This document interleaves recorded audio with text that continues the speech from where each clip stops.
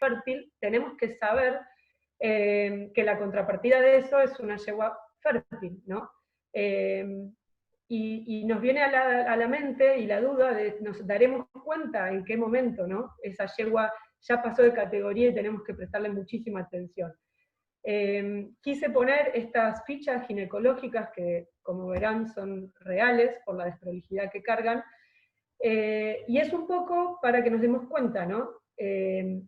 ¿Cómo vemos nosotros la ficha de una yegua fértil? Bueno, si ven el cuadro pequeño, esa yegua, por cronología, ¿sí? Por edad, no debería ser una yegua fértil, porque ese caso en particular tenía 18 años, ¿sí?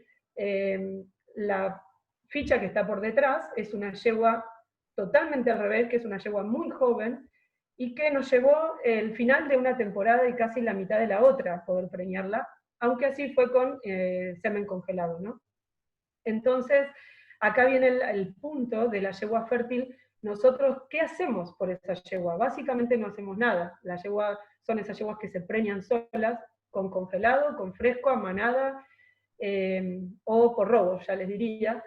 Pero bueno, son muy importantes también nuestra práctica y nuestra intervención, de que no seamos nosotros los que pasamos a esa yegua de categoría, ¿sí? Y que de ser fértil nosotros la pasamos a subfértil. Hay trabajos de investigación, los cuales a nosotros realmente nos complementan mucho nuestro trabajo, la gente que hace investigación y que se les pone una idea, o quizás escucha la problemática diaria, nos corrobora a nosotros algunas líneas que tenemos de trabajo. Hay varios trabajos de investigación, uno que fue el que más se adecuó a mi título en la Universidad de Hannover, por ahí por el 2003, es un poco ya unos cuantos años, donde evaluaban los porcentajes obtenidos de preñez, ¿sí? De las yeguas inseminadas con semen fresco y con semen congelado. Las yeguas fértiles no tenían diferencias significativas, ni si era fresco o congelado, ni tampoco con la técnica, ¿no? Sobre todo del congelado, luego vamos a describirlo un poco mejor. Pero entonces, sí era muy importante cuál era nuestra intervención en esta yegua, y lo que yo considero es que estas yeguas, nosotros tenemos que ser muy prolijos en las maniobras que hagamos, ¿sí? Si nosotros intervenimos en esta yegua con nuestras maniobras, con prácticas ginecológicas, inseminándola, o dando un servicio natural, en el caso de los sangre pura de carrera, quizás seamos nosotros de forma iatrogénica que la pasemos a la siguiente categoría por no hacer las cosas bien. Entonces, una buena higiene en nuestras prácticas ginecológicas, un uso racional de los antibióticos. Sabemos que en nuestro país no es el ejemplo del uso de antibióticos, ¿sí? Acá, por una cuestión económica, cultural, un montón o todas, damos muchos antibióticos sin tener un cultivo, sin tener un resultado de un antibiograma, y eso nos trae aparejado otra serie de problemas, ¿no? Entonces, bueno, quería hacer énfasis en la yegua fértil en sí, en tomar conciencia de que nosotros seamos los que ayudemos a mantenerla en esta categoría. Obviamente que una yegua fértil, al correr los años, sola va a entrar en la clasificación de yegua subfértil, porque en algún momento va a ser vieja, ¿no? Y bueno, ahí lo único que tenemos que hacer es hacer mejor nuestro trabajo, ¿sí? Entonces, llegamos a esta yegua subfértil, o sea, la yegua problema de la que yo hablaba, y acá sí los trabajos apuntan a una diferencia en porcentaje de preñeces logradas si usamos fresco o si usamos congelado. Y nosotros en la práctica diaria, seguramente todos coincidimos en que lo corroboramos eso, ¿no? Entonces, sigo con las preguntas. Como verán, yo les hago un montón de preguntas ahora y ustedes las compartimos cuando termina, porque son muchas preguntas las que yo me hago y quiero compartirlas verdaderamente con muchos de los que estén sobre todo mucho en el tema de esto. Y es, ¿a cuál de todas estas yeguas le irá mejor, digamos? Si yo tengo una yegua subfértil, una yegua problema con X situación, me pregunto a cuál les irá mejor, ¿no? Si una yegua de raza criolla, a manada, una yegua de salto, o cuarto de milla, o árabe, donde alguna raza donde se utilice de forma muy masiva la inseminación con semen congelado, o una sangre pura de carrera, donde sabemos que las biotecnologías no están aceptadas, y que siempre se tienen que dar servicio natural. Entonces, bueno, nada, un poco quería traer esta situación y describir lo que yo pienso de esto. Nosotros nos va a llegar una yegua subfértil para poder preñar, y tenemos que preñarla, y ese es nuestro objetivo dedicados a reproducción. Pero en el camino a esto nos podemos encontrar con una yegua que está manada, entonces no nos podemos siempre poner encasillados en que eso es un problema de colecta, una endometritis y demás. Esa yegua puede tener desde un problema de comportamiento, ¿sí? Las manadas acá todavía en la raza criolla se manejan con muchísimas manadas. La gente que se dedica a criar caballos criollos tiene mucha experiencia en el manejo de manadas, es muy interesante, y entonces de pronto a nosotros nos llega una yegua vacía, porque se termina la temporada y nos llaman para hacer ecografías de diagnóstico nada más, y capaz que esa yegua tenía un problema de comportamiento, o no ella, sino el padrillo eligió a ella no servirla, y de pronto nosotros la revisamos, y la yegua se le da un servicio dirigido, y la yegua se preña perfectamente. Entonces, podemos estar frente a ese problema, frente a un problema de endometritis, porque es una yegua ya añeja, porque es una yegua donde ya va adquiriendo una serie de contaminantes que le afectan en algún momento y que no lo puede controlar, o también los mellizos, ¿sí? Una yegua vacía, podemos estar pensando que esa yegua se preña, nosotros hacemos un diagnóstico ya con una edad avanzada de gestación, no nos damos cuenta que tiene mellizos, porque ya a veces se hacen diagnósticos de más de 5 meses, y esa yegua termina abortando por mellizos. Entonces, por suerte, no estamos frente a los sangre pura de carrera, ¿no? O los polo argentino, que tienen una incidencia muchísimo más alta que el criollo en cuanto a preñez mellizera, pero existe.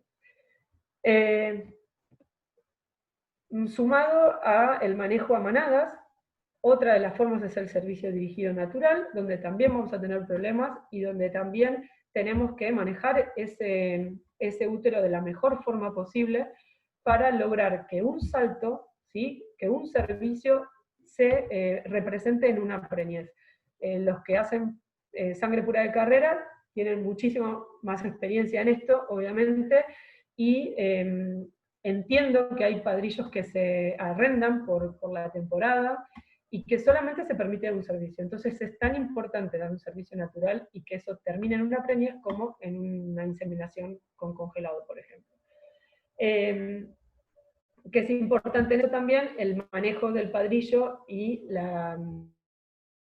de comportamiento de ese padrillo, porque es quien nos va a salvar toda la temporada, ¿no? Y que un padrillo que no quiera servir a esas yeguas, obviamente que nos redunda a nosotros en un problema que no podemos manejar con respecto a la yegua.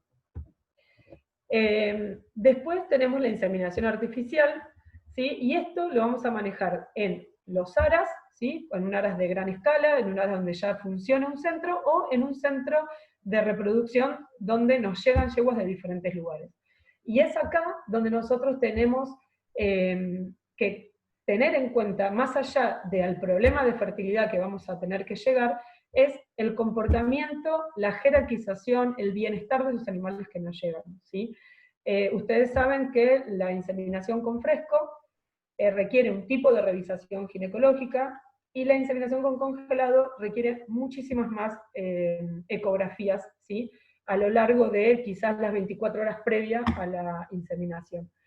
Entonces es muy importante que nosotros cuidemos cuanto a bienestar de esas yeguas, en cuanto al grupo de esas yeguas y quiénes las manejan, ¿sí? Porque cada 4 horas probablemente, cada 6, cada 8, de acuerdo a quiénes trabajen y cómo hagan su plan de trabajo, esas yeguas van a tener que estar entrando al brete, y vamos a tener que manejarlas de la mejor forma posible, que sea amigable, y que no sea una situación estresante, ¿sí? Entonces, un poco para terminar esta introducción en cuanto a las diferentes formas de manejo, quise poner esta foto que me representa el caos que puede ser un grupo totalmente ya formado y que nosotros pongamos una potranca y la metamos a un grupo y pretendamos que esa yegua cada 4 horas entre en un corral y nosotros la saquemos, la revisemos y que su ciclo, que es a donde nos vamos a abocar ahora, siga normalmente, ¿no? Es muy importante la parte de jerarquías y nosotros controlar eso, dónde encerramos por el tema del congelado, dónde vamos a manejar esas yeguas para hacer un seguimiento tan cercano, ¿sí? Entonces, bien, ya vamos llegando al tema que más nos compete, pero esto para mí es muy importante y es el manejo diario, que quizás no tiene que ver con la inseminación en sí, pero que pesa mucho porque muchas situaciones estresantes de las yeguas, muchos ambientes que nosotros no le damos importancia o cambios de alimentación, hacen que a nosotros nos traiga una complicación en lo que es el ciclo de la yegua y el manejo, ¿sí? Entonces, yéndonos más al problema específico que les planteaba en el título, es cómo vamos a llegar nosotros al diagnóstico, ¿sí? La anamnesis es muy importante, sobre todo es que nos cuenten la mala historia reproductiva que tuvo esa yegua, y si se fue inseminada con congelado, con fresco, si parió, si no parió, bueno, toda la información que nosotros podamos sacar a quien sea, al propietario, al cuidador, al jinete, a quien nos la dé, al veterinario que la manejó el año previo, porque él va a ser el que a nosotros nos acorte el camino, ¿sí? Porque seguramente nos cuenta lo que hizo, lo que no funcionó, y entonces no estamos perdiendo el tiempo.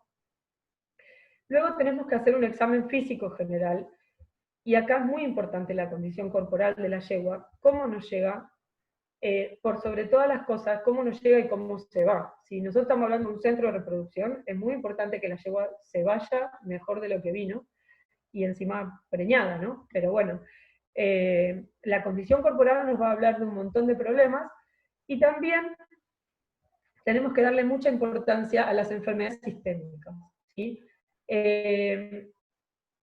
Yo hoy pensaba que hace muchos años, yo no llevo recibida tantos años, pero era muy raro ponerle un nombre a una yegua que estaba obesa, ¿no? Y entonces decíamos, bueno, o por lo menos era lo que me pasaba a mí, mirá, está muy gorda, no es bueno que esté muy gorda, eh, sería bueno que la pongan a adelgazar y que empecemos a revisarla luego, ¿no?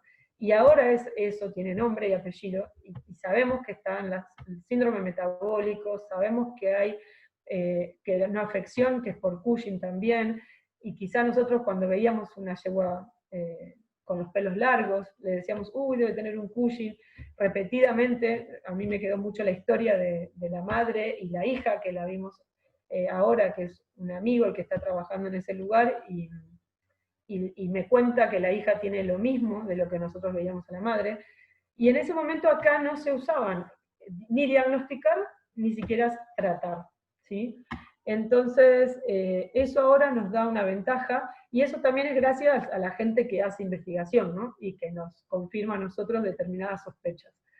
Entonces es muy importante, como les decía, la condición corporal, las enfermedades sistémicas que nosotros podamos sospechar y que luego las confirmemos, y después ya yéndonos a lo que es la inspección, el examen del aparato reproductivo externo, la conformación perineal es algo que a las que hacemos reproducción fue un antes y un después, porque si tiene una conformación perineal normal, de pronto no nos asegura que esa yegua sea fértil y que no tenga ningún problema, pero arrancamos con el pie derecho, digamos. Si tiene una conformación perineal anormal, ya estamos sabiendo que ahí vamos a tener un problema y que por lo menos desde ahí lo vamos a tener que solucionar, ¿sí? También podemos evaluar otras series de problemas, fracturas, que veamos algún problema de fractura de pelvis, algo que nos llame la atención, ¿sí? Luego, con el aparato reproductivo interno, ahí ya empezamos a entrar más en nuestra área, el tacto rectal nos va a tener que dar un montón de información, aunque nosotros querramos llegar de forma ansiosa a la ecografía, pero es el tacto rectal lo primero que tenemos que tratar de sacar la mayoría de los datos. También hacer vaginoscopías, tacto vaginal, todas las cosas que hagamos previas y que a nosotros nos llene de datos, ¿sí?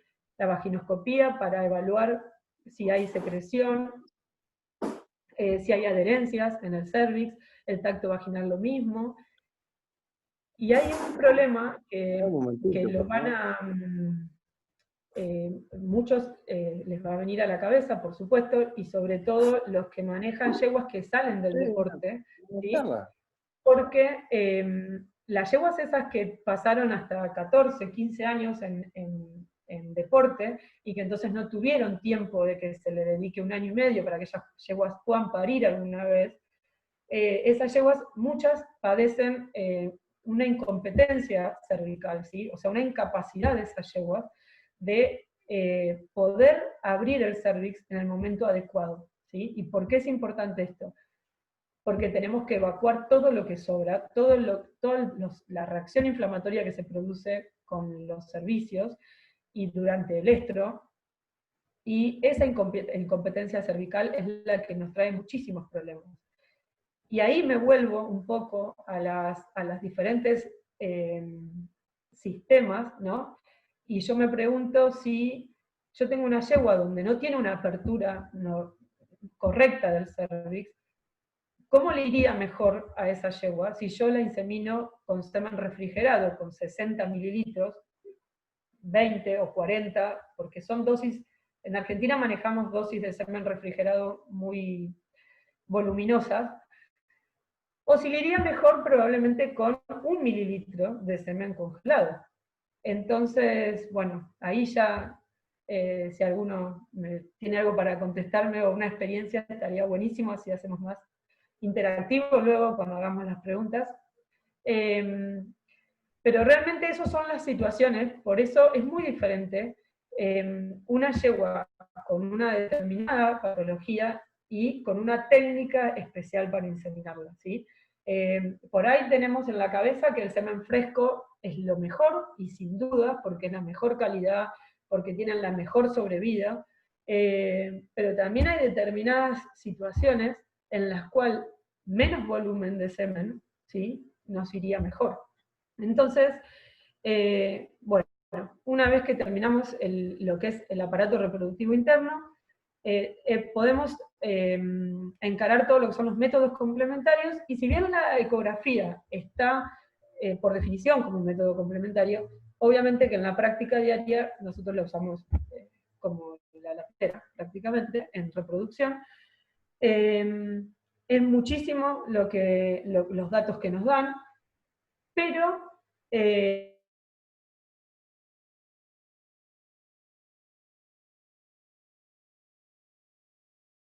a la parte de transferencia de embriones y tiene que salir a buscar receptoras, por ejemplo, para comprar, que es otro tema, yo me pregunto si con una ecografía le basta, ¿no?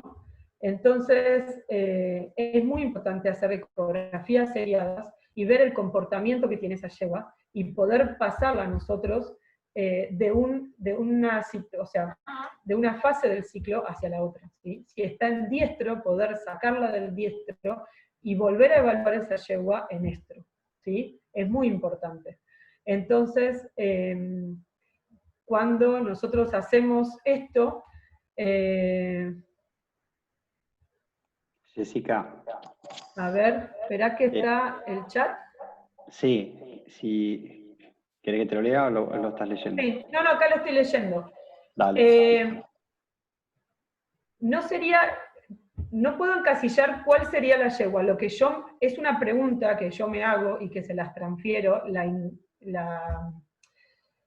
Si nosotros tenemos una yegua, por ejemplo, que tiene esa incompetencia cervical, y por eso es el ejemplo al que fui, si nos ponemos a pensar, si a ustedes les parece también, si esa yegua le haría mejor una dosis de volumen de de 20 a 60 mililitros, donde le va a producir una reacción en ese útero, o si quizás le sienta mejor un semen congelado. Y no lo estoy confirmando, para nada. Lo que estoy diciendo es me hago esa pregunta porque me ha pasado de yeguas que se inseminan con semen congelado, que se ven horribles, pero que vos las inseminas con semen congelado y verdaderamente no se enteran.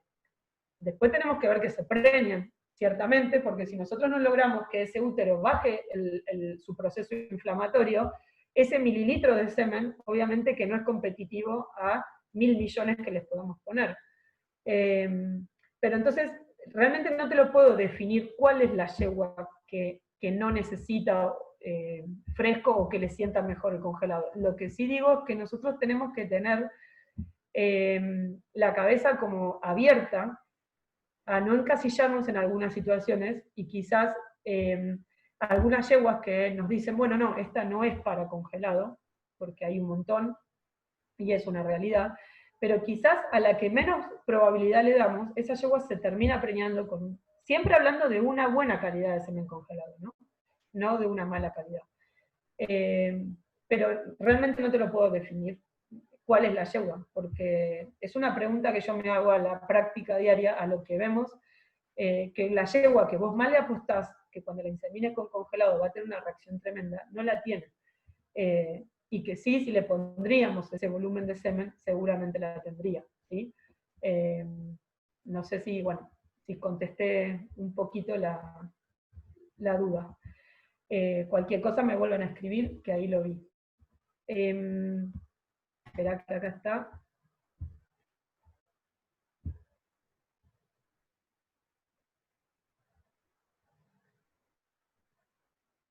Bueno, sí, sí.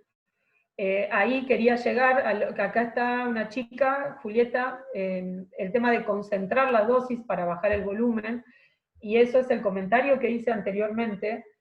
Nosotros estamos bastante acostumbrados a manejar volúmenes de refrigerado bastante grandes. Yo tuve la oportunidad, de semen fresco estoy hablando, yo tuve la oportunidad de trabajar en un sitio donde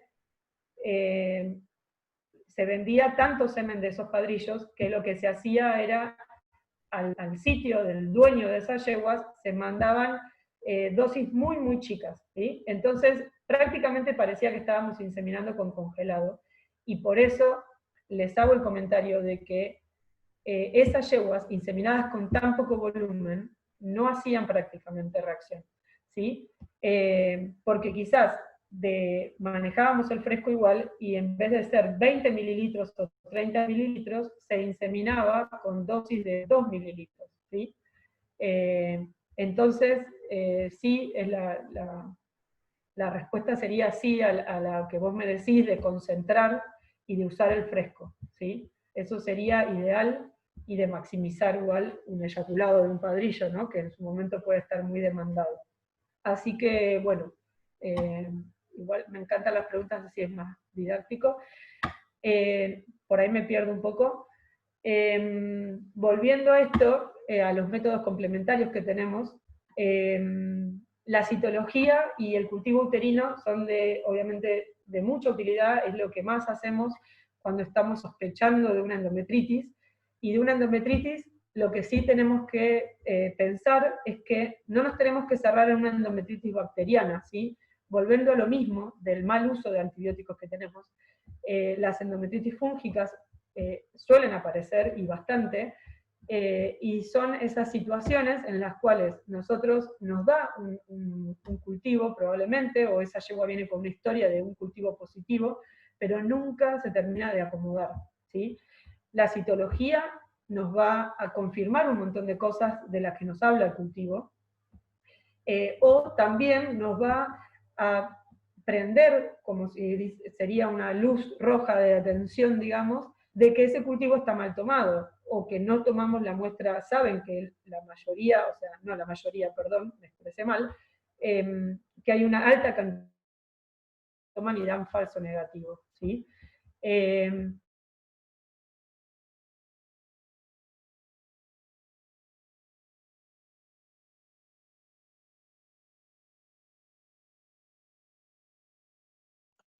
hicimos un cultivo. Parece que se te cortó. A ver, yo ahora me contacto con Jessica. A ver qué pasó. Lamentamos, pero bueno, esto escapa a nuestra organización. ¿Hola? ¿Ahora escuchás, No, Jessica? Se te yo te escucho, cortó. ¿sí? Un minuto se te cortó. Voy a ver. Así que arranca. Ahora ya se te escucha bien. ¿Ahora sí? Bueno, Sí. ahí mejor. Jessica, ya que interrumpimos, te digo que después cuando termines, les voy a pedir que prendan las cámaras y porque algunos quieren debatir algunas cosas, entonces eso va a ser lo rico de aparte de tu charla. Ah, buenísimo, dale, sí, sí. Bueno, Listo. cualquier cosa, yo te estoy viendo, Diego, y me Seguí avisas tranquila. si me voy.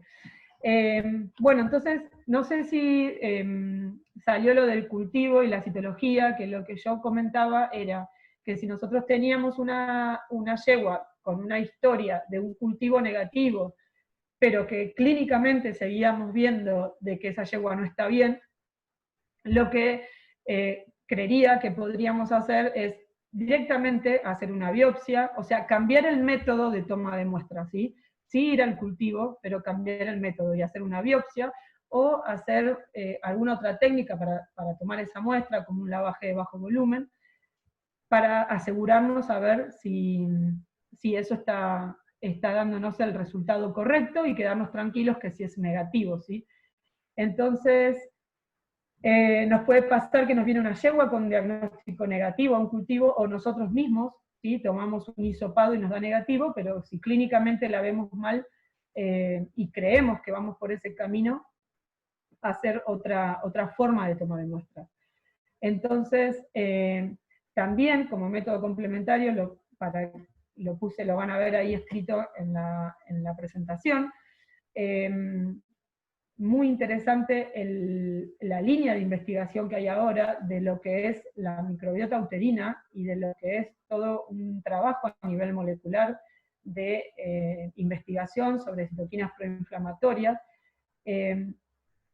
¿Y esto por qué es? Porque nosotros podemos pensar en que solamente tenemos que a un cultivo uterino positivo darle un antibiótico que responda a eso y nada más, y quizás es un equilibrio muy fino entre ese ambiente uterino y sobre todo también en la capacidad inmunológica de esa yegua. Y acá vuelvo otra vez a el tema del estrés, el tema del ambiente donde esa yegua está, porque es muy importante para la yegua todo lo que es la capacidad inmunológica, en que nosotros le demos un buen ambiente para poder pensar que esa yegua la vamos a lograr inseminar en tiempo y forma y preñar, que mantenga esa preñez. A ver. Bueno, acá es un poco para ver los problemas, como les digo, que nos pueden aparecer, las patologías que nos pueden aparecer en las yeguas, con las enfermedades sistémicas, ¿sí? Y cómo en un determinado momento nos puede cambiar esa yegua que creíamos muy fértil a otra categoría y ya traernos una serie de problemas, ¿sí?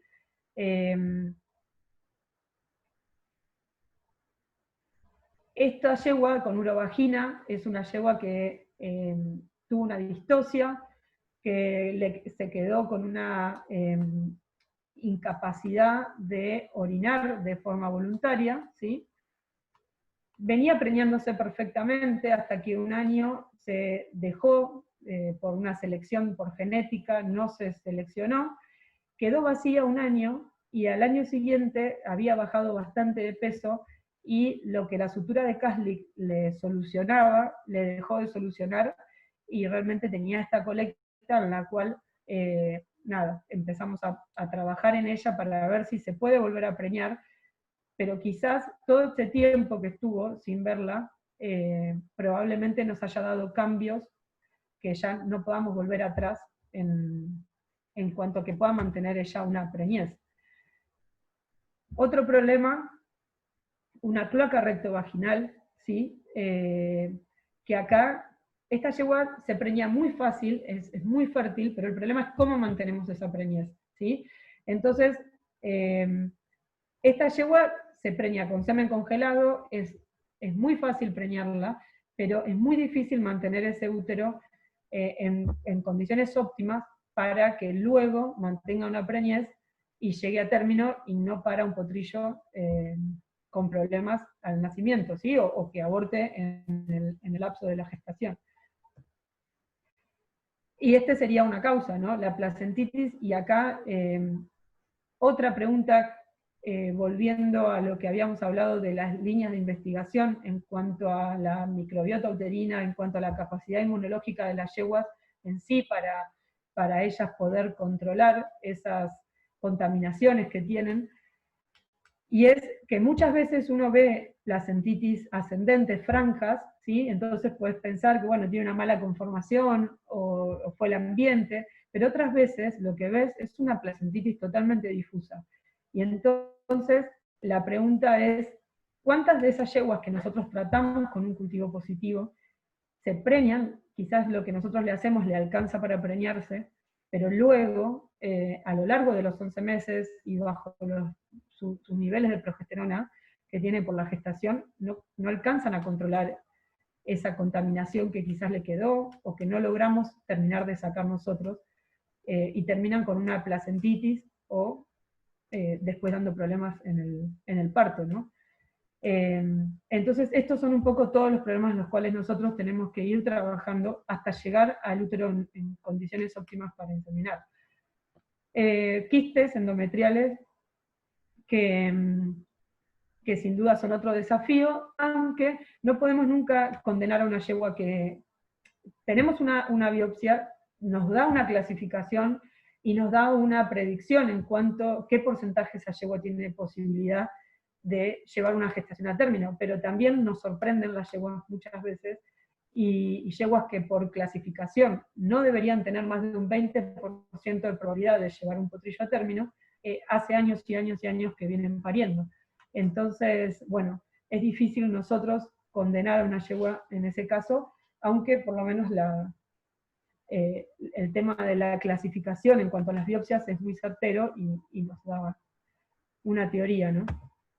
Y después otro problema que podemos tener son mellizos, que va a tener un desenlace después en la yegua, o sea, si pare y no tiene problemas perfectos, y si no, nos va a traer bastante serios problemas en cuanto a la involución, si tiene problemas al parir, o si aborta, o bueno, todos los problemas que ustedes saben. Estos, casualmente, son mellizos que la yegua quedó preñada de congelado, y el segundo folículo ovuló después de las 36 horas, con lo cual se hizo un diagnóstico y por un X motivo no se volvió a revisar la yegua y quedó preñada de mellizos y los parió, pero fue un caso excepcional, no es lo que uno desea, no es lo que correctamente tiene que pasar, ¿no?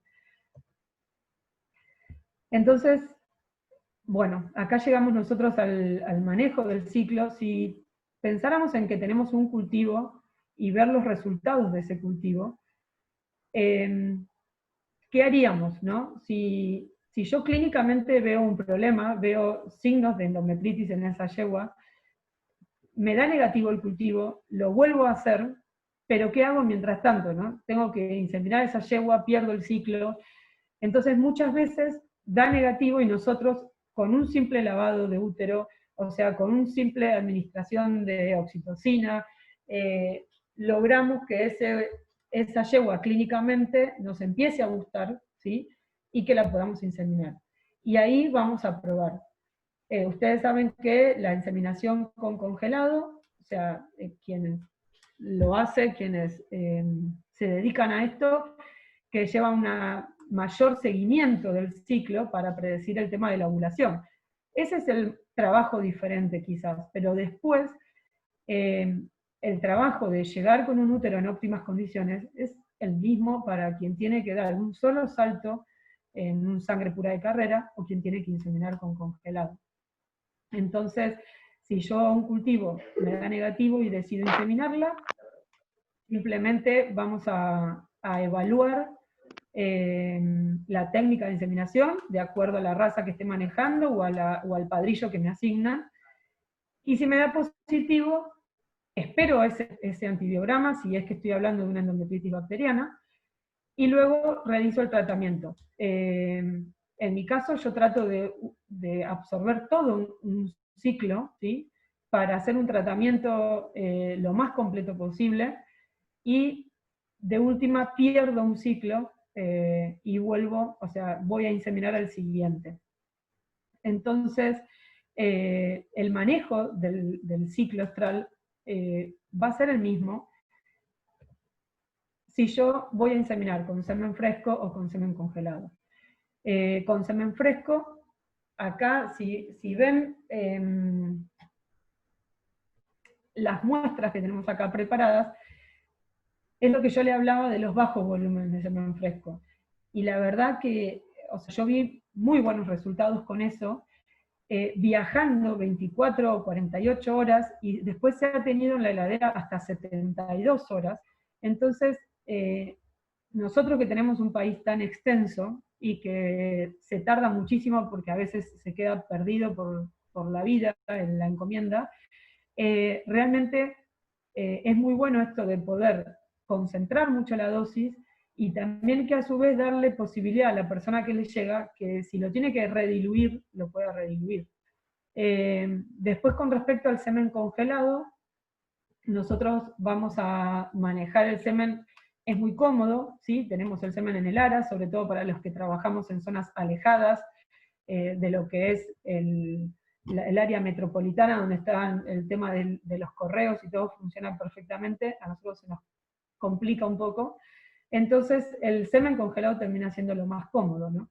¿Qué vamos a elegir? La inseminación profunda, que ya saben que es en la papila, en la unión uterotubárica, que es a baja dosis. Ahí lo que nosotros aprovechamos al máximo es la dosis, disminuirla, ¿sí?, lo que más se puede, y depende mucho de la raza que estemos utilizando. Las razas de salto, la comercialización hoy se hace cada vez con menos dosis, y bueno, prácticamente una dosis es una pajuela, con lo cual tenemos que asegurarnos de poder obtener una preñez por pajuela, ¿sí? Entonces el útero tiene que estar en las mejores condiciones, y eso acá, perdón.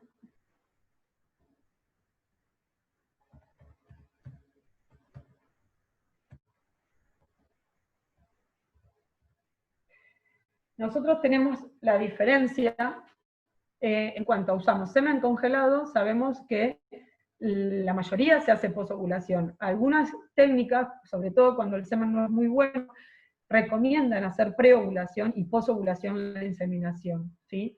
Pero la mayoría se hacen posovulación, con lo cual nosotros hacemos el seguimiento de esa yegua, el seguimiento de ese folículo, y inseminamos en el momento de la ovulación, con un par de horas de diferencia. Ahora bien, ese momento, la yegua tiene que tener un grado de edema muy bajo, ¿sí? Porque si nosotros colocamos 1 mililitro o 0,5 de semen en un útero inflamado, por supuesto que no va a vivir, no va a sobrevivir nada. Entonces ahí sí es la gran diferencia con inseminar con semen fresco, ¿sí? Por eso los trabajos también indican que las yeguas con su fertilidad, con estos problemas de endometritis y de úteros inflamados, si vos pones una dosis de 1.000 millones de espermatozoides mótiles, van a tener mucha más chance de que si vos pones una dosis de 150 millones de espermatozoides, ¿sí? Entonces, eso sí es muy importante. ¿Qué usamos para nosotros llegar? En un momento se utilizó mucha DEXA para bajar el edema uterino, ¿sí? Y poder estar al momento de la ovulación con un edema 1, 2 o nada, sería ideal, pero no existe. Pero el problema es que uno lo empieza a usar y está fantástico, pero también te preguntas, ¿por qué tiene edema esa yegua cuando llega la ovulación? Y son muy pocas las yeguas que tienen edema, pero por una cuestión personal de ellas y que verdaderamente después se preñan igual. la mayoría obviamente que está asociado a un proceso inflamatorio. Entonces de nada sirve que nosotros demos corticoides, le bajemos el edema, y después esa yegua, ese útero va a estallar, y nos vamos a ver con un problema porque tenemos la yegua ovulada con menos de 48 horas o 48 horas para poder hacer magia y que ese útero llegue a una situación normal. Por eso, obviamente que lo hemos hecho, lo he hecho, y uno se va dando la cabeza contra la pared solo, pero a la larga creo que perdés menos tiempo si utilizás un ciclo tratando esa yegua correctamente y viendo cómo evoluciona, ¿sí? Quien trabaje con criollos ha tenido el agrado de ver prácticamente un ciclo como lo describen los libros, ¿no? Que levantan el edema, que bajan el edema 12 a 24 horas preovulación, y que son fantásticas, que no lo podés creer. Y eso es lo que uno busca, o por lo menos acercarnos más a eso. El tema de los antibióticos, ¿damos sistémico o no damos sistémicos? Depende a qué nos dé sensible, ¿no? Porque acá se usa mucho enrofloxacina, por ejemplo, ahora, pero sabemos que intrauterino, es genial la enrofloxacina porque no tiene todavía tanta resistencia, pero intrauterino no lo podemos hacer. A nivel sistémico tenemos que tener mucho cuidado con las yeguas que están en training, el uso de la enrofloxacina tan agresivamente, y tenemos una responsabilidad, ¿no? de hacer cosas que no le hagan mal a las yeguas, a los caballos en general. Y entonces, bueno, de acuerdo a qué antibiótico nosotros tenemos como opción, por ahí tenemos que usar todo un ciclo para hacer las infusiones de antibiótico, y después dejar a ese útero que reaccione, que se inflame por el tratamiento que estamos haciendo, y después el siguiente ciclo, por ahí lo podemos usar para bajarle esa inflamación o no agredirlos, ¿no? Sabemos, por ejemplo, que la gentamicina es irritante naturalmente, por más que nosotros la usemos diluida, baferada, pero tiene una reacción que no tienen otros antibióticos. Entonces, bueno, un poco eso, ¿no? Tomarnos el tiempo que necesitemos, porque vamos a contrarreloj. Es entendible, por ejemplo, en la sangre pura de carrera, que tienen que ir a contrarreloj siempre, por las fechas de inscripción y por todo lo que eso acontece, pero bueno, después el resto de las razas se busca preñar temprano, pero no tenemos esa situación tan marcada. Y luego con el manejo del ciclo en lo que es las inseminaciones preovulación, tenemos la ventaja de tener más tiempo quizás, porque nosotros inseminamos con semen fresco y podemos hacer lavajes pre y post servicio, ¿sí? Y podemos esperar esa ovulación ya un poquito más preparados, me parece. Y ahí sí, muchos, y comparto la idea, cuando nosotros vamos a dar un servicio dirigido, o sabemos que vamos a inseminar con grandes volúmenes, y estamos en la mitad del celo, ahí sí por ahí una dosis de corticoide bajita nos ayuda a frenar un poco esa reacción inflamatoria. Pero bueno, todos vamos probando qué es lo que nos va dando más resultado, qué es lo que no hacemos daño a las yeguas, y vamos viendo los resultados, que es lo ideal, ¿no? Que obtener una preñez de todo esto.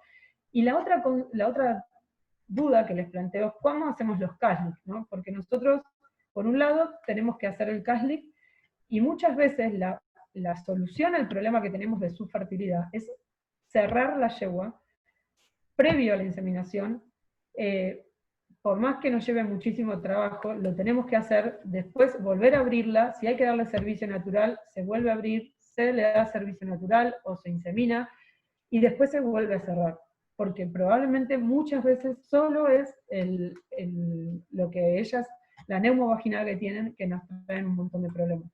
Ahora bien, esa yegua, si nosotros la vamos a cerrar, antes de cerrarla, tomémosle una muestra de cultivo, o lavémosla al menos, porque con ese aire entró de todo, y después una vez cerrada, también nosotros le complicamos cada vez más la conformación de estar suturándola y abriéndola cada 2 o 3 días. Obviamente que vuelvo al tema, los sangre pura de carrera necesitan abrir y cerrar continuamente durante el celo, en el sentido que tienen que dar servicio natural y que no pueden hacerlo de otra forma.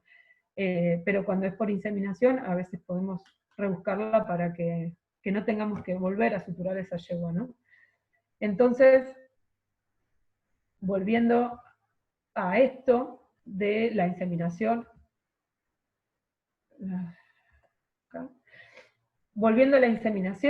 yo logro inseminar esa yegua con todas las formas, con todos los protocolos que todos tenemos diferentes o que vamos mejorando a través de los años, y obtenemos la preñez. Pero yo me pregunto si eso alcanza la preñez de 15 días en una yegua problema, ¿no? En una yegua subfértil. Si yo con esa preñez me garantizo un parto natural, un parto normal, entonces, o tengo que pensar en qué porcentaje de esas yeguas que me dieron mucho problema para preñarlas, van a terminar en una muerte embrionaria temprana, en un aborto o en una placentitis, ¿sí?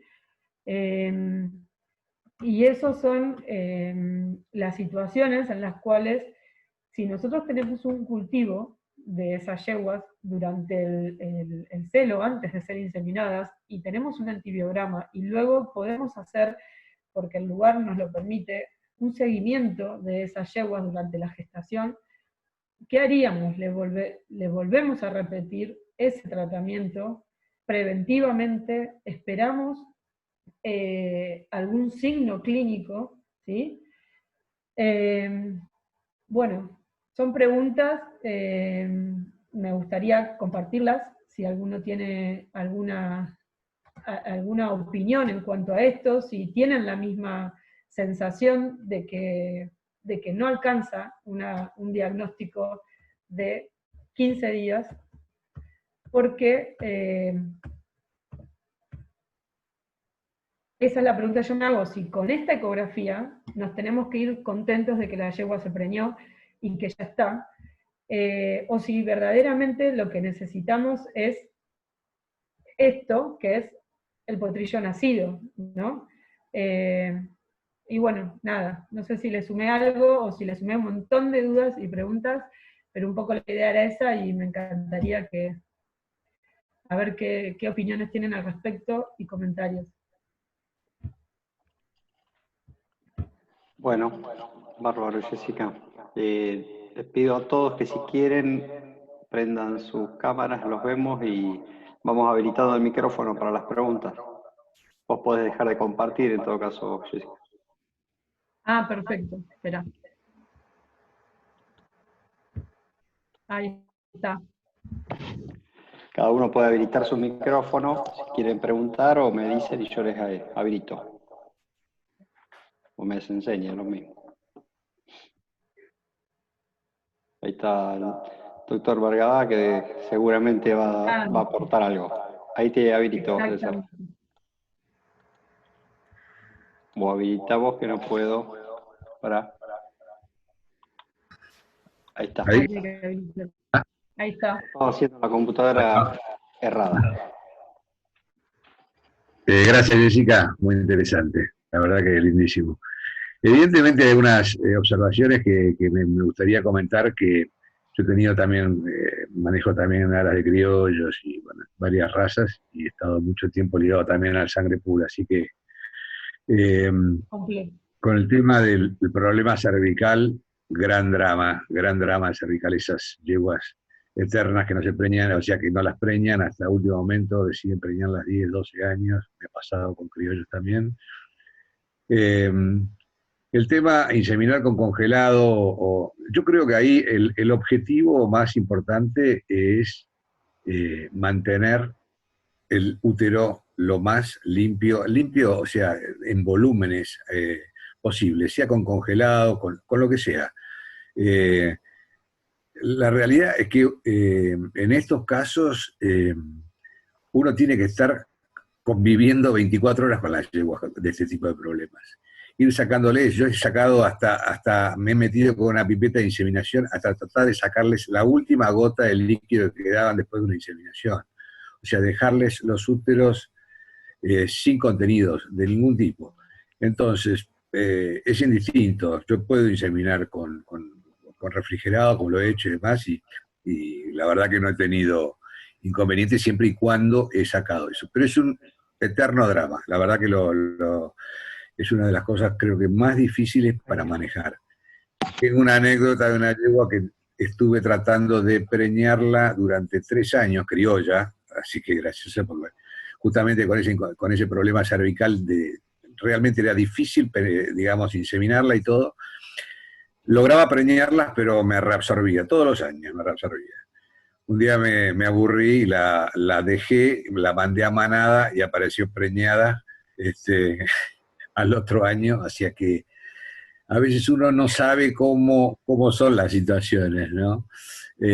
Uno se vuelve loco tratando de meterse y a veces hay cosas que aparecen así tan naturalmente que te dan un poco de miedo. La realidad es esa, o sea, creo que es uno de los grandes problemas. Creo que muchos de los que trabajan con embriones están lidiando con este tipo de problemas, llevas buenísimas, que al final quieren dejar de darle embriones y al final nunca pueden dejar de darles embriones, porque porque no las pueden preñar, porque tienen que seguir con los embriones, porque ese es el gran problema, ¿no? Es muy difícil, mira, muchas yeguas me ha pasado de recomendar de que paran una vez y pensar que en el parto, o sea, van a mejorar esa condición, ¿no? Porque naturalmente tienen una apertura del cervix que uno puede pensar que luego les tendría que ser positivo para ese problema. El mayor problema que tuve con eso no fue que no haya mejorado, fue que la yegua tuvo una distosia en el momento del parto y yo me quería enterrar 1000 metros bajo tierra, porque vos decís, ¿en qué momento yo les recomiendo que saquen esa yegua de un plan de transferencia de embriones y se pongan a preñarla directa? Verdaderamente pienso que sí tiene que ser bueno para la yegua eso, o sea, el parto tiene que ser positivo para ese problema, pero bueno, nunca más lo hice, lo nombro ahora, pero nunca lo recomiendo si encuentro una duda en el propietario, porque no tengo espaldas para después bancarme una distosia,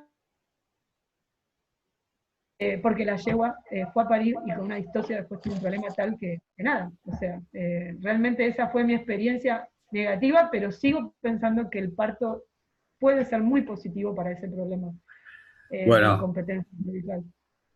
yo te hago un comentario. Esta yegua, que después se preña en el campo, después de 3 años con ese problema de cervical, parió normalmente. La temporada que le sigue, volvió otra vez a involucionar todo su cervix como la primera vez. Y me está costando de vuelta poder, o sea, toda esa estructura, evidentemente, que a lo mejor logró, a lo mejor un parto, realmente no alcanzó para revertirla y ponerla en condiciones, bueno, como decías vos, yo también pensaba lo mismo. En un parto, normalmente todo se acomoda de vuelta, y no parece que fuera tan así, ¿no? Así que... no. Estamos complicados. Ahí Marcela tenía otra pregunta. Ahí está Marcela. A ver, Marcela.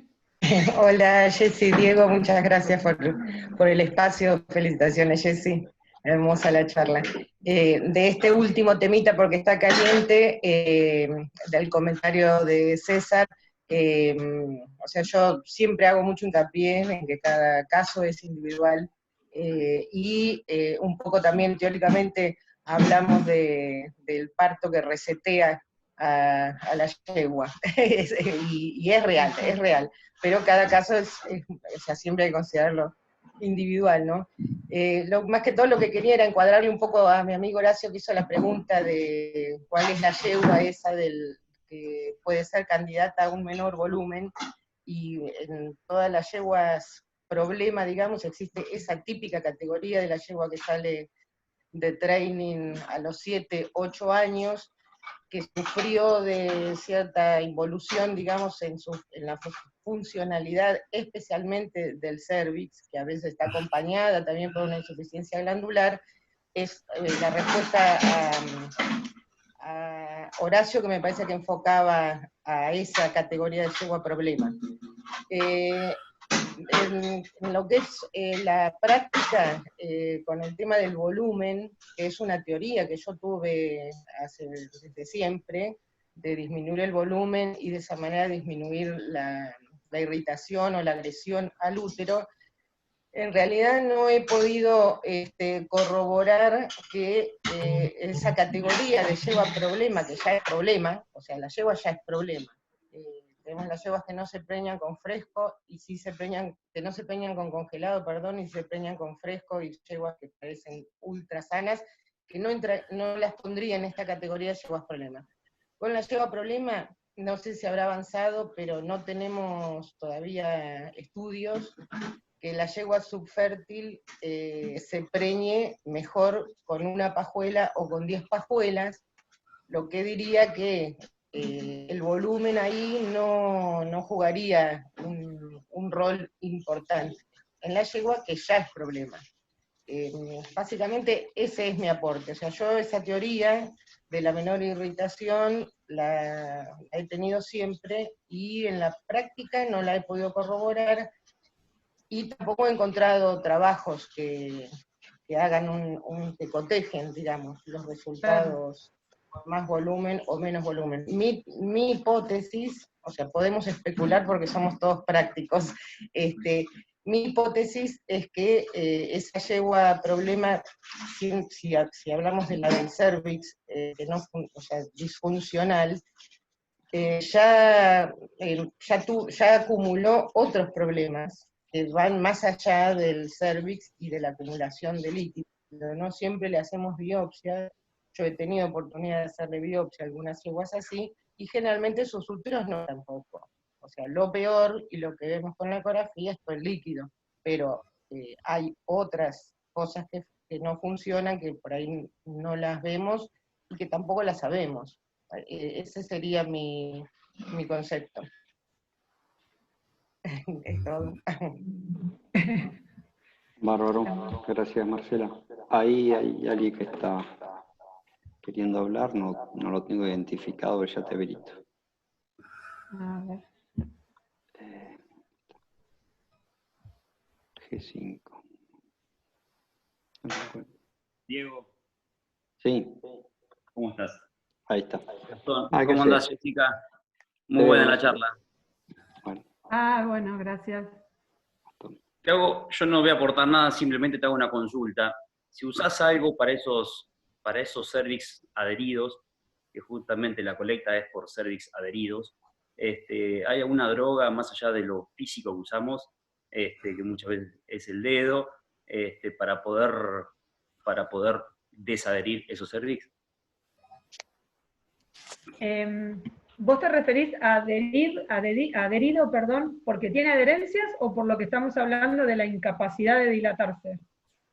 No, exactamente. O sea, puede ser incapaz, pero hay muchos cervix que están adheridos, y a veces hasta tocas una especie de fibrosis, ¿no es cierto? Y que son bien complicados. De hecho, son hasta yeguas, me pasó esta temporada, que son cervix muy complicados hasta a veces para poder meter el catéter, ¿no?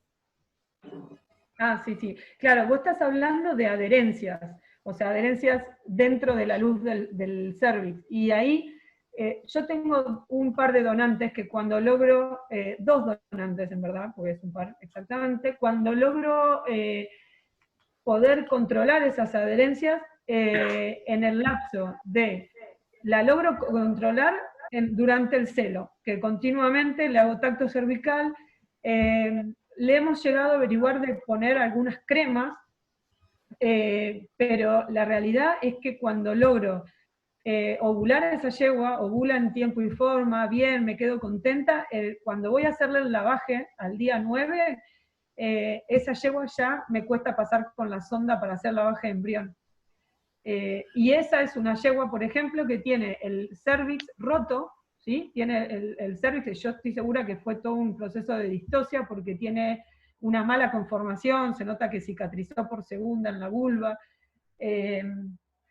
Y bueno, nada, esa yegua no se va a poder preñar directa porque la realidad es que tiene el cuello roto y no he tenido buenos éxitos con esas adherencias, te soy sincera. Sí, si vos me hablabas de lo que estábamos hablando con César en cuanto a y con Marcela en cuanto a la incapacidad por la apertura correcta del cervix, lo que yo hago en mi experiencia y que me ayuda muchísimo, y acá por los nombres hay muchas de las chicas que trabajamos juntas y se van a reír, es cuando hago los lavajes paso la mano, y paso la mano significa paso la mano, o sea, y eso fue en una experiencia que tuve cuando me fui a trabajar afuera, y son esas cosas que te marcan, porque realmente veo mucho resultado, o sea, yo paso la mano del cuello y le doy, la cedo a la yegua, le doy antiinflamatorios, lo que le tenga que dar, pero me da mucho resultado después en poder evacuar ese útero. ¿Sí? Pero bueno, es muy diferente a lo que vos planteás, que me parece que, no, bueno, no sé qué es peor, realmente no sé qué es peor, cuál de las dos situaciones, pero bueno, te doy un dato para la otra, no para la que me preguntaste, que no sé No, si la consulta viene alguno haya justamente... usado alguna crema en particular que le haya dado resultado. Yo la verdad que probé con cremas que tengan un poquito de corticoide, con cremas que, o sea, y ninguna me dio resultado. No sé, Marce, o sea, si hay alguno también, César, o alguno que haya usado algo que le dio Diego, resultado, sería buenísimo que nos lo pase el dato, la verdad. Sí. ¿Estamos con el micrófono abierto, Diego? Abrilo, ya te estamos escuchando. O ¿Me Diego, escuchás hacete ahí? una cremita. ¿Sí?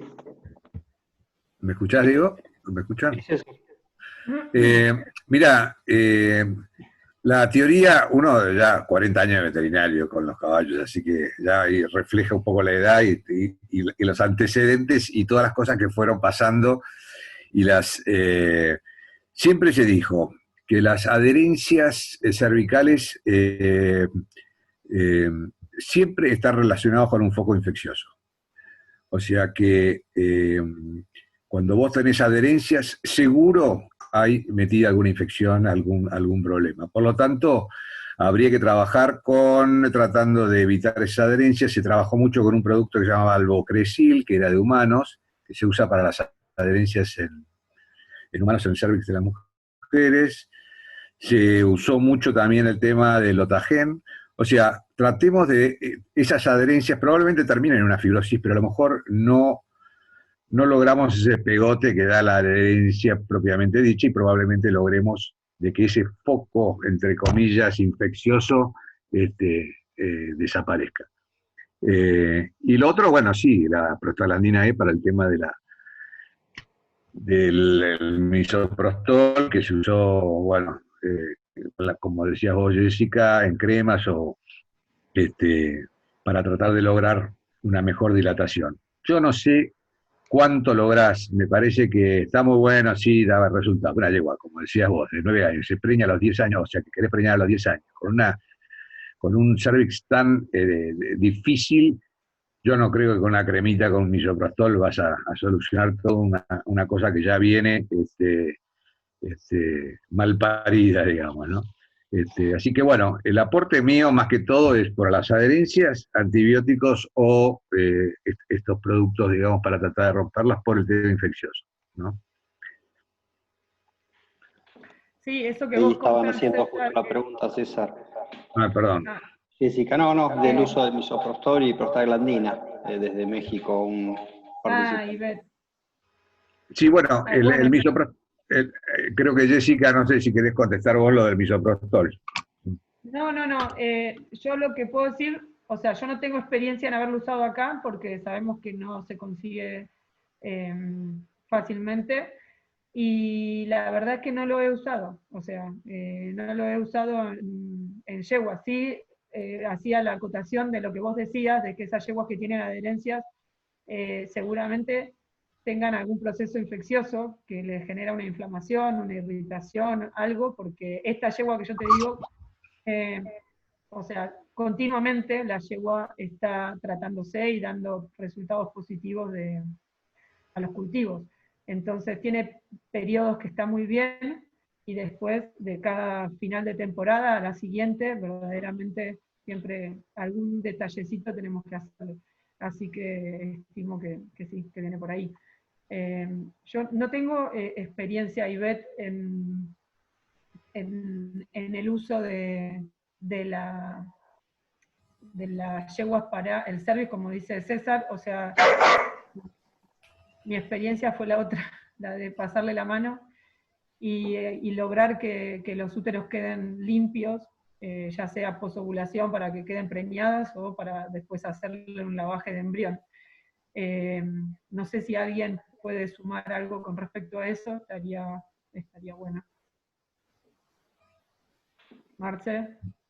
Un poquito, Jessy, cuando estaba en Estados Unidos, o sea, lo usaban en yeguas así muy importantes, y no es o sea, mi conclusión es que no es la panacea, o sea, no tiene sus efectos positivos, pero no es la panacea. Por eso acá en la Argentina, como comercialmente no es accesible, prácticamente lo tenemos descartado acá, de acuerdo al resultado, que no es la panacea, ¿no? Bueno, muchas gracias. ¿Alguna otra pregunta? Yo tengo una pregunta, Marcela.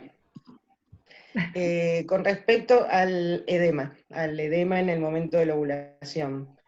Yo, mi mayor experiencia, sabes que es en yeguas de salto, y muchísimas veces inseminé con edema.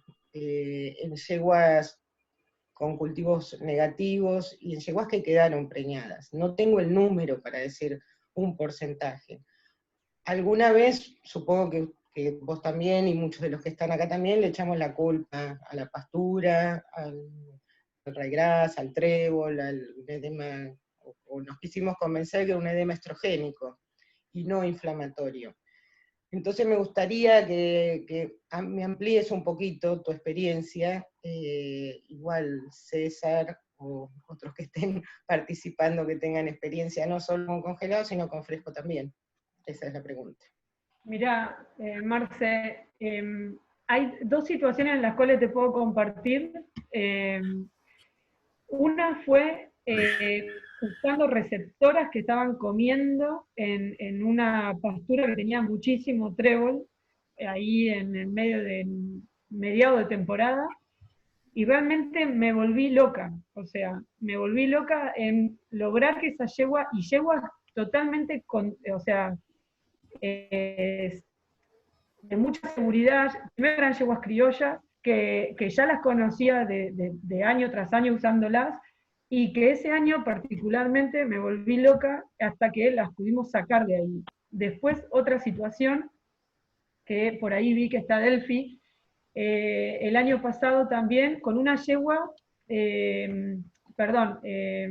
con Delphi tuvimos la duda en el centro, pero no lo pudimos corroborar, pero después en Jessica, perdón, que está ahí, también veo que está, una yegua que la dejamos 48 horas en el trébol, y fue tan marcado el aumento del edema, que era también una receptora que la teníamos separada por una cuestión, como hablábamos, de lotes, de armar lotes, separadas para usar porque estaba sincronizada, y fue impresionante, o sea, por ahí una vez se dice, no, bueno, es el trébol, y no, obviamente que no siempre es el trébol, pero cuando vos esa yegua la venís revisando y está en esa categoría que está bien, a mí el trébol me volvió loca.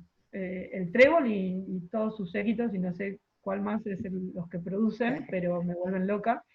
Y después, con respecto al edema para inseminar, mirá, había una yegua, cuando estuve ahí en Alemania, que no sé quién está escuchando de los que compartimos, capaz que alguno todavía está escuchando, se inseminaba con edema 4. Y se inseminó porque el veterinario, o sea, se cansó, el encargado, el veterinario encargado, se cansó de esperar que baje el edema, de todas las cosas que ya se le habían hecho. Y la yegua daba embrión perfectamente. Y siempre se inseminaba así, con un edema de grado 4, sin ningún problema. Ahora, yo me pregunto si esa yegua era para embrión, pero si esa yegua tendría que quedarse preñada, ¿no? si ese edema 4 que daba negativos a los cultivos y todo, si hubiera mantenido una preñez. ¿Entendés? Porque Yo creo que sí, capaz que sí, capaz que le alcanza para dar un embrión y que otro lo críe, pero no sé si ella no tenía algo, ¿entendés? Y que le alcanzaba, más o menos lo manejaba hasta el día 9, 8, 9 que le sacábamos el embrión. Y era una yegua joven, una potranca de 3 años, 4 años, no tenía más. Y después yo la experiencia que tengo con lo que te decía de la DEXA, que la usé mucho tiempo cuando uno empieza a escuchar la receta que al otro le va bien, y más o menos compartís la idea, entonces empezás a hacer tu propia experiencia. Pero verdaderamente le aflojé un poco, porque nada, trato de ver por qué tiene el edema tan alto y la dejo pasar y arranco como de cero, ¿no? Verdaderamente. Sobre todo cuando tenés que te respiran atrás y están mirando a ver si sacaste la pajola del termo o no, básicamente.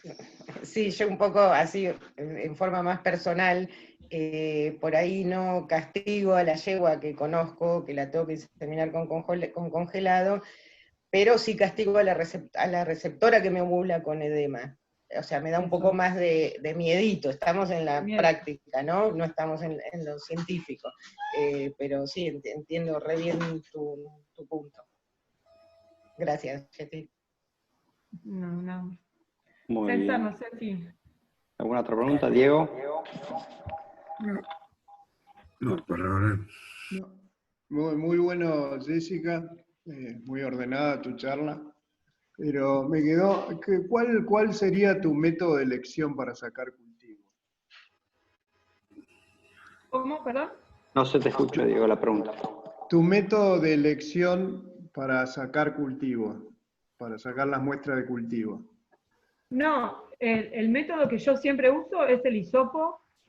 Cotidianamente es un hisopo. Lo que yo planteo es cuando nos llega alguna yegua, también no suelo hacer muchas biopsias, la realidad, pero yo creo que esos diagnósticos negativos de cultivo, que nosotros vemos que clínicamente no mejoran, me parece que el siguiente paso sería eso, o más que biopsias, yo me inclino más a un lavaje, o sea, de bajo volumen, y centrifugar eso y mandar eso a analizar. Por una cuestión de que no hago biopsias tan seguido, y entonces me siento más amable con ese método. No estoy diciendo que hacer las biopsias eso sea malo, ni mucho menos. Simplemente es una cuestión de que me siento más cómoda y entonces automáticamente puedo llegar a pasar a hacer ese cultivo y no previo a hacer una biopsia. No sé si se entiende o no, María. Yo la verdad que el hisopo lo he dejado hace años y cada vez más convencido de que si me daban muchos falsos negativos y con los lavajes, y tampoco de bajo volumen, sino que con medio litro de Ringer, la verdad que me ha ido mucho mejor. Los positivos son coherentes y los negativos son coherentes también con la clínica. Mirá, uno de los... Y del mismo cultivo, del mismo flashing, digamos, se centrifuga y se hace la citología. La citología. Nosotros, cuando yo estuve trabajando en un centro, o sea, en un aras grande, era muy frecuente la cantidad que salían el día del lavaje del embrión. Ahí tomábamos muchas muestras, porque era por el caudal de yeguas, no se tenía el control. Yo cuando tengo una yegua problema, la controlo posovulación, le hago ecografía antes de meterle una sonda para lavaje de embrión, y si está fea no se lo hago, o se lo hago ya sabiendo que va a salir feo. Pero acá encontrábamos mucho y lo que hacíamos es tomar la muestra, y exactamente lo mismo que vos decís, porque es el primer medio litro, le tomábamos la muestra directamente del filtro, ¿no? Bueno, Marce, con vos, con Miriam, lo hemos hecho en los bomboncitos que teníamos en el aras, que salían blancos. ¿o no? Sí, Así totalmente. que, pero está bueno, ese momento me parece que está bueno. Bueno, Bueno, muy bien. muchas ¿Alguna gracias. otra pregunta o comentario? Desde ya que, Jessica, te agradezco la charla que diste. La verdad que muy piola, muy bien ordenada, como dijo Diego. Y hasta los que no hacemos reproducción nos gustó, así que es muy bueno. Yo les agradezco mucho y nada, a todos que se sentaron a escuchar y por ahí esto nos diste un pie a que está bueno, ahora que se hacen muchas charlas por Zoom y todo, nos podemos encontrar un día a la semana a charlar y a peinar por la profesión y por la Ningún práctica. problema. Pero bueno. De hecho, para eso se creó este espacio, en base a las charlas que empezamos a hacer, que la cuarentena nos obligó a cambiar un poco las rutinas. Y bueno, estamos abiertos desde el laboratorio a armar el espacio como esto para en algún momento, así como hacemos las charlas 2 veces al mes, se puede hacer para tema general que quieran tratar, no hay ningún problema, lo armamos desde acá. Bueno, muchas gracias. Muchas gracias a todos por escuchar y participar en todas Agradezco a estas la dudas. gente de Chile, Uruguay, Paraguay, México que se sumaron a las invitaciones esta. Bueno, Obviamente todos los de acá ni hablar, ¿no? Que siempre me acompañan. bueno, muchas gracias. No hay ninguna otra pregunta. Ahí está Miriam, que Muchas está. gracias. Muchas Diego, gracias ¿pregunta o a vos, saludamos, Jessica. Miriam, que no, ni da vergüenza. Miriam, a ver. Ahí tenés el micrófono abierto. Porque no sabíamos si saludabas o querías hacer una pregunta. No, saludar, que muy linda, muy bueno. bien, Jessy. Muy orgullosa de la compañera de trabajo, igual que a Marce, le mando un saludo grande. Bueno, gracias, muchos amigos. Hola, Javier. Bueno, Javier, te vemos pronto. 15 días. Dale, nos Gracias. vemos. Radiografía de útero no creo que puedas hacer en caballo, pero algunas buenas imágenes seguro que nos vas a mostrar. La inventamos, ¿no? Ahí está Bueno, haciendo una pregunta, a ver. Hola. Ahí estás. Hola, buenas tardes. Hola. Bueno, te estuve escuchando y bárbaro, lo que en un momento hablaste de endometriosis y algo por el estilo en yeguas grandes de edad, 14, 15 años. Como desarrollaste este tema, estaría bueno si en otra próxima charla podés desarrollar más causas o algo, si es de edad, si es de las apariciones o por o medicamentos o algo que cause esas endometriosis en yeguas de 14, 15 años, que son dificilísimas de poder prevenir. Yo tuve experiencia de hacer extracción de embriones y queríamos hacer trasplante con yeguas pura sangre para polo en una escuela agrotécnica con el doctor Nando de Luca. En el 2009 estuvimos haciendo un trabajo durante la época de mayo, junio, e inclusive en un corral montamos un corral para obtener celos en esta época, con luces, con calor, con toda la historia. Lo logramos, pero tuvimos la mala suerte, hasta teníamos la suerte que las 2 yeguas que teníamos como donantes ovulaban de los 2 ovarios, teníamos 2 embriones de cada una. Pero debido a las endometriosis, hicimos tratamientos, lavajes y todo, las hacíamos servicio natural, pero no logramos, se preñaban, es decir, no se preñaban, había embriones, pero debido a la endometriosis, cuando hacíamos la recolección y la mirábamos en el microscopio, encontrábamos que los embriones tenían sus membranas como comidas, como mordidas. Hicimos tratamiento durante 4 veces, repetimos el tratamiento, los lavajes, hicimos todo el sistema para lograr la ovulación y bueno, y darle servicio a las yeguas, pero no logramos, por las endometriosis, no logramos preñarlas. Es decir, había embriones, pero no progresaban, ¿no? Se morían. Sacamos las conclusiones que teóricamente, a lo mejor por la edad de la yegua, se producía esa endometriosis que no nos permitía lograr recolectar esos embriones en condiciones buenas, ¿no? Para poderlas colocar en las receptoras. Pero bueno, no sé, ustedes que están dedicados a eso, por ahí, si puede ser la causa la edad o algunas otras causas puede haber. De hecho, esas yeguas a campo tampoco se las dejaron después a campo y no se lograron preñar más. Mirá, son varias cosas que yo veo en las yeguas que tienen muchísimos quistes, y en primer, según cómo los tenga, es muy difícil también evacuarlos cuando hacen líquidos. Son yeguas que continuamente las ves, pero con un líquido normal, que probablemente lo hagan por el celo o por el servicio, y que está todo frenado por los quistes, por un lado. Por otro lado, la edad de la yegua, obviamente que les baja la fertilidad, pero yo no sé qué opiniones merece el resto, pero en verdad no está siempre ligado a la edad de la yegua o a la cantidad de partos, porque un montón de yeguas de muchísimos años no tienen un quiste. Y después otro montón de yeguas que tienen varios quistes, porque tienen muchos años. Sí hay una realidad que vos, una yegua que le venís dibujando todos los quistes, después del siguiente parto, seguramente uno más le tenés que dibujar, ¿no? Y es lógico.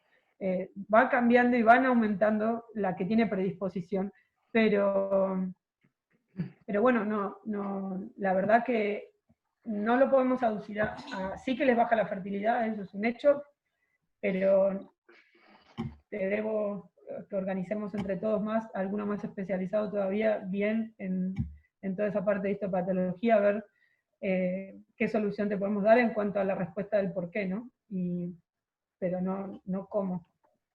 No sé, Marce, César, Mechi. Muchas gracias.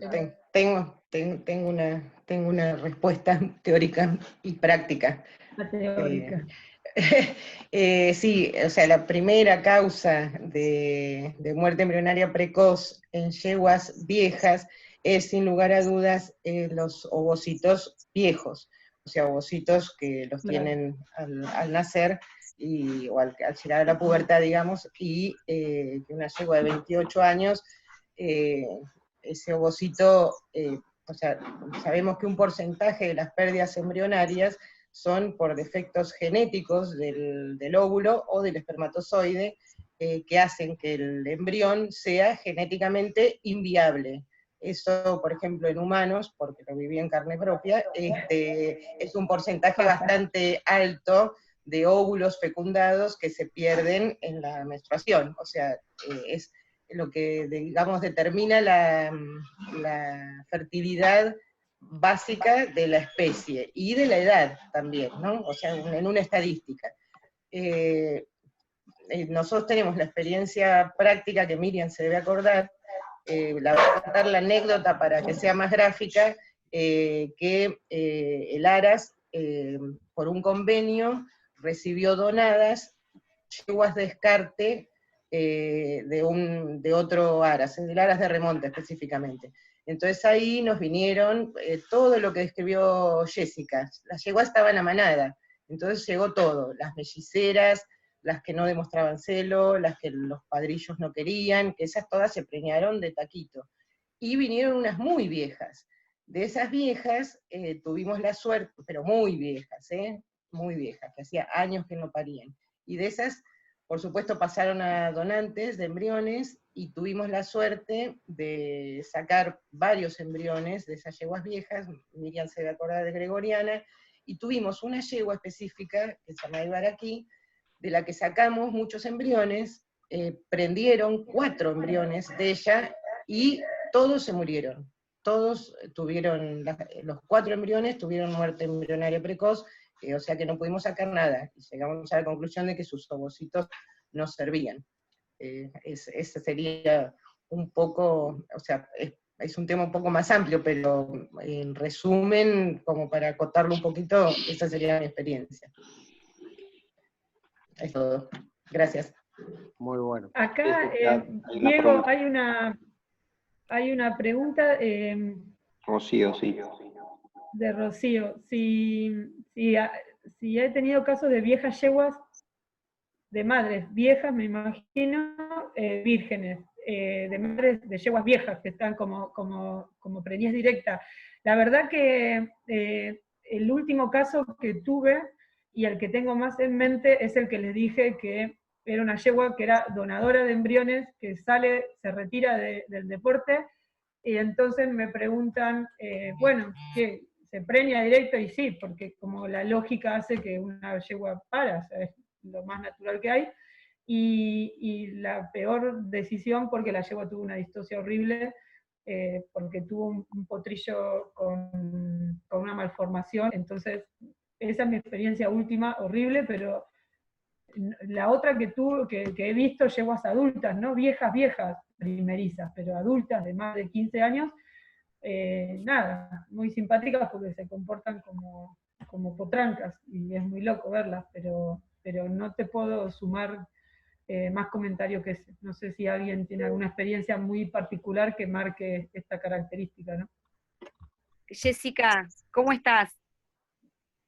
Está Rocío. Hola. Está, Rocío. Me pasó el siguiente, una yegua que estuvo en extracción de embriones. Yo no hago trasplante de embriones, ni inseminación, ni nada por el estilo. Manejo todo a campo y a servicio natural. Es en un aras de polo donde viene una yegua que estuvo en un centro de trasplante y llega al aras y la yegua no tenía signos de celo, no tenía conducta sexual, pero tenía folículos preovulatorios preciosos, con unos edemas normales, sanos, con cuello del útero completamente cerrado. Claro. La yegua se ovulaba sin abrir el cuello del útero. A eso me hago referencia de viejas yeguas madres, que en realidad son... Exacto. No, yo pensé a las conductas de yegua preñada. No, de yegua vieja, o sea vieja, una yegua de 10, 12 años, que para servicio a campo natural es la meca, ese tipo de yeguas. Si has tenido casos de esas yeguas que vienen, que le han sacado embriones, pero cuando las presentas a un padrillo no saben lo que es la conducta ni la fisiología de un celo. Mirá, sí se ve bastante en yeguas que, ¿qué pasa? No sé, yo cuando empecé con Marce, con Miriam, teníamos un retajo. Hoy en día en los aras, cuanto menos caballo que no cumpla una función de dar un potrillo por año tengas, bienvenido sea. Entonces, si con el ecógrafo podés reemplazar al padrillo, por lo menos en una parte, porque considero que no lo podés reemplazar al 100%, yo en los aras que hoy trabajo no tenemos retajo, pero en uno de estos aras que te voy a contar se maneja todo semen congelado, pero hubo un padrillo nuevo en lo cual lo usamos y quisimos dar un servicio natural, y verdaderamente las yeguas no están acostumbradas. O sea, es tanto el manejo a brete de inseminar, de que no se les acerca un padrillo en su vida, que entonces tienen una conducta como si fueran una potra de 2 años indócil.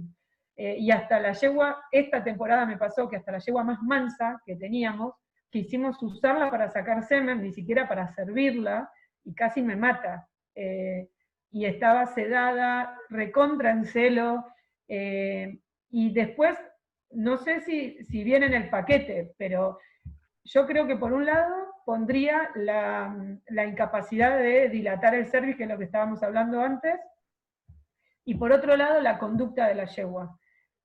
Pero no sé si en algún momento se cruza eso o tiene que ver una cosa con otra. No sé si no los tomaría como dos cosas diferentes, que no tendría que estar las dos situaciones sí o sí juntas. Por ahí sí, lo que sabemos es que el cervix es el reflejo del nivel hormonal de la yegua y todo, pero no sé si lo mezclaría, pero sí que las dos cosas me han pasado, eso sí. Y nada, con paciencia, esta yegua con paciencia y con mucho cariño, de a poquito, y acercándole al padrillo como si tuviera, como te digo, si fuese una potra que nunca vio un padrillo en su vida, de a poco la fuimos haciendo, o sea, enseñándole a que acepte la monta del padrillo, porque era la única que teníamos para sacar semen. a esta yegua logré abrir su cuello de útero, no tenía adherencia ni nada por el estilo, a base de estrógenos. Ya no sabía qué hacer. Me tiré a probar, y le hice 3 días seguidos de 5 centímetros intramuscular de estrógeno, fue la forma en la que creó el cuello del útero, y tuvo conducta. Sí, está bien. No, yo a esta yegua no le di estrógenos. Bien. Verdaderamente. Es que estaba muy en celo, o sea, y la yegua por ahí la pasás por siente un padrillo de lejos y se orina, pero se acerca y obviamente es una cuestión de conducta que no lo acepta. No sé, ¿alguien más? Si nos quiere aportar algo. Marce, que te encantan los padrillos. Y no, o sea, yo siempre termino con la misma teoría de que cada yegua es individual, y con el tema de comportamiento, obviamente el training, todo el manejo artificial que hacemos le afecta un montón, y la reeducación, tanto de padrillo que no ha servido nunca, como de yegua que no ha estado en contacto, lleva mucho tiempo, mucha dedicación, mucho ojo. Esa es mi experiencia, pero no puedo dar una, una receta. Está bien. No sé si hay alguna otra pregunta, y si no, vuelvo a agradecer a Jessica en primer lugar, y en las próximas nos veremos. En julio hay una de los que le gusta reproducción, también vamos a hablar de diarrea en potrillos, deben haber visto ya el cronograma de las charlas, así que con todo gusto se inscriben y pueden participar. Bueno, si no hay otra pregunta, la damos por finalizada, y gracias, Jessica, entonces. Pero si vos me vas a decir que sos un violador. Bueno, adiós. Buenas tardes. Chau. Buenas tardes. Javier, te esperamos la próxima. Ahí vas a tener la palabra y las imágenes. Nos estamos viendo. Bárbaro. Gracias. Chau, Javier. Chau, Marcela. Chau. Muy bien. ¿Terminaste?